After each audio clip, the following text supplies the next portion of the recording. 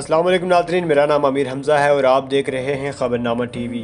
इस्लामाबाद में मौलाना फजल रहमान की ज़ेर सदारत PDM का सरबराही इजलास, जिसमें मरियम नवाज, बिलावल भुट्टो, अमीर हैदर, आफ्ताब शेरपाव और महमूद अचकज़ई समेत दीगर रहनुमाओं ने शिरकत की। इजलास से पहले मरियम नवाज ने मीडिया से गुफ्तगू करते हुए कहा, इस्तीफ़े या अदम एतमाद का फ़ैसला PDM करेगी। हुकूमत के अरकान जब उनका साथ छोड़ने के लिए तैयार हैं तो इस पर हुकूमत को शो ऑफ हैंड याद आ गया। मौलाना फजल रहमान का कहना था कि PTI के MPAs और MNAs का अपनी पार्टी पर एतमाद नहीं रहा।